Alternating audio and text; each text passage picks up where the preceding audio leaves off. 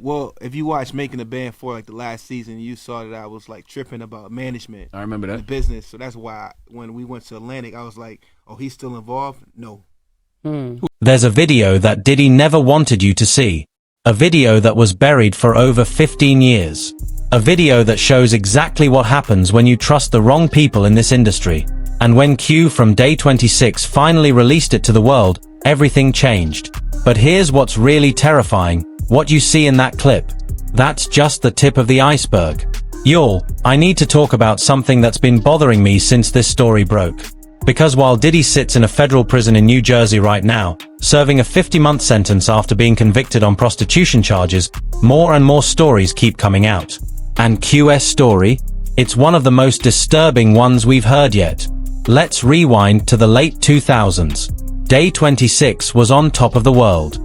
They came out of MTV's Making the Band 4, handpicked by Diddy himself. Their debut album hit #1 on the Billboard 200. They had everything, the fame, the fans, the future. But behind all that success, something dark was happening to one member in particular. Q was living what looked like a dream. He was in a successful R&B group, signed to Bad Boy Records, and he was dating Dawn Richard, who was also under Diddy's label with DAY26’s. They were the power couple of Bad Boy, the first real couple to come out of that label since Faith Evans and Biggie. Everything looked perfect from the outside. But there's something you need to understand about Bad Boy Records. When you signed with Diddy, you didn't just sign a record deal. You signed away pieces of yourself. You became part of his world, his system, his control. And Q was about to learn that lesson in the most horrific way possible. But there's something even more disturbing that Q mentioned. He said it felt very sacrificial. Those were his exact words. Sacrificial.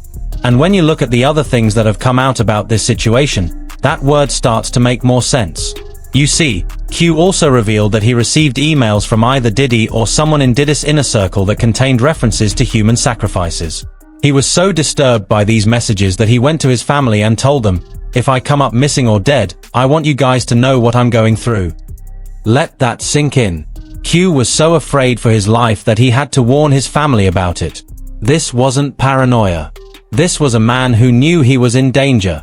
Now, when Q finally came forward with his full story on Aubrey O'Day's podcast earlier this year, the internet went crazy. But not everyone was supportive. Some people, including rappers like Chopper from DA Band and Boosie Badazz, criticized him for speaking out. They questioned his masculinity, his timing, everything. But Q handled it with grace. He said, "Don't believe everything before you actually hear the truth. Be respectful to everyone's trauma. You don't know when a person is still healing and going through the process of healing." And that's the thing, Q has been consistent with his story for years. Every time he's been asked about Diddy, he's broken down. Every time he's referenced that night in the Hamptons, his body language screams trauma. This isn't someone chasing clout. This is someone who's genuinely hurt and trying to heal. But then Dawn Richard responded. And her response? It raised even more questions than it answered. She posted a statement on X, which she later deleted, saying she had never drugged anyone and never gave anyone pills to take. She called Q's claims categorically false. But here's where it gets interesting. In her denial, Dawn said that if Q really believed she had drugged him, it would be inconsistent with his actions afterward, like inviting her into his home, introducing her to his family, and continuing a relationship with her. Sound familiar? That's the exact same argument Diddy's lawyers used against Cassie. Why would you stay if this happened to you? It's victim blaming 101. It's gaslighting at its finest. And it ignores everything we know about trauma, manipulation, and abusive relationships. But here's the part that really made people turn on Dawn. Notice how she knew Q introduced her to his family after the alleged incident. Q never specified when this happened. He never gave a timeline. So how did Dawn know that his behavior of bringing her around his family came after the drugging? It's like she accidentally revealed that she knew exactly when it happened. She deleted the statement shortly after, but the damage was done. The internet had already connected the dots. Then Diddy's former chef, Jordan Sichetorn, jumped in to defend Dawn, saying Dawn wasn't a liar and claiming she was there for a lot of stuff that happened in LA, New York, and the Hamptons. She even mentioned the trip where after that, Q lost his mind and he was never really the same. But Q clapped back immediately. He pointed out that the chef wasn't even present when the incident occurred. How could she defend Dawn about something she didn't witness? And more importantly, if Dawn is so innocent, why does she need other people defending her? That's when Q dropped the bomb. He released the actual video from that night. Watch this carefully. Q wakes up completely soaked and confused. His face shows pure terror and disorientation. Dawn is in the video laughing. People are recording him with cameras. And right before the camera pans away, you can see Diddy reaching for something. I'm not going to spell out what we think Diddy was reaching for, but use your imagination. And the fact that the camera quickly panned away suggests that something was about to happen that they didn't want recorded, or at least not in the final footage. Now, let's connect this to what we know about Diddy today. He's currently serving 50 months in federal prison at FCI Fort Dix in New Jersey. He was convicted on 2 counts of transportation to engage in prostitution under the Mann Act. He was acquitted of the more serious charges, racketeering and sex trafficking, but is still behind bars. The trial revealed horrific details about what Diddy allegedly did to his ex-girlfriends Cassie Ventura and another woman known as Jane. Multiple witnesses testified about violence, coercion, and the infamous freak-offs where Diddy allegedly forced women to have sex with male prostitutes while he watched and filmed. Just last week, Diddy's legal team filed a new appeal, claiming the judge acted as a 13th juror and gave him a sentence that was too harsh based on charges he was acquitted of. They're demanding either his immediate release or a lighter sentence. His projected release date is currently May 2028, but with this appeal, who knows what could happen. But here's what really matters.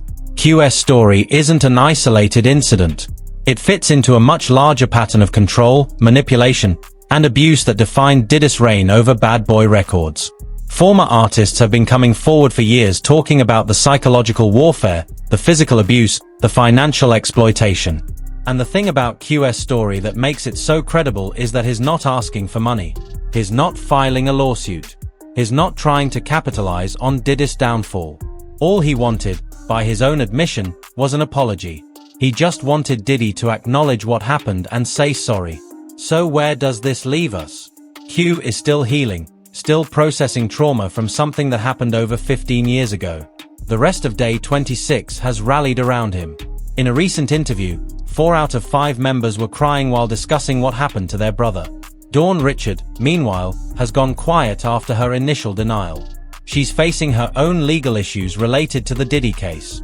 She recently testified in Diddy's trial about the abuse she witnessed and experienced, positioning herself as a victim. And maybe she is a victim too. But that doesn't mean she wasn't also complicit in what happened to Q. That's the complicated truth about these situations. People can be both victims and perpetrators. Dawn could have been manipulated by Diddy to do what she did to Q, but that doesn't erase the harm she caused. Q can be sympathetic to her situation while still holding her accountable. The internet has overwhelmingly sided with Q, and for good reason. His story has never changed. His pain is visible and genuine. And the evidence, especially that video, speaks for itself. One commenter said it best: some are defending Dawn while ignoring her harmful behavior towards her group members and ex, yet praising Diddy only to later sue him. The inconsistency is glaring. Another person wrote, "I watched that DAY26 interview and Q. I am sorry you had to go through what you went through with Diddy. You can see the hurt and trauma and how much it affects him. Diddy deserves what's coming." And that's the bottom line. Diddy is facing consequences for his actions. He's behind bars. His empire has crumbled. His reputation is destroyed. And more importantly, survivors like Q, Cassie, and others are finally being heard and believed. So let me ask you this. Do you think Dawn Richard was a victim of Diddy who got caught up in his manipulation? Or do you think she was an active accomplice in what happened to Q? Can she be both? And more importantly, do you believe Q? Because I'll tell you what I believe. I believe Q. I believe his pain is real. I believe something horrific happened to him that night in the Hamptons. And I believe he deserves justice, healing, and peace. The bad boy era is over. The secrets are coming out. And the people who enabled Diddy's behavior are being exposed one by one. Q's courage to speak his truth, even when it meant reliving his trauma, has opened the door for others to do the same. Drop a comment below and let me know what you think. Was Dawn a victim or an accomplice? Do you believe QS story? And what do you think should happen next? Make sure you hit that like button and subscribe because I'll be following this story as it continues to develop. Diddy's appeal is moving forward, and there are still more stories coming out about what really went on behind closed doors at Bad Boy Records. I'll see you in the next video.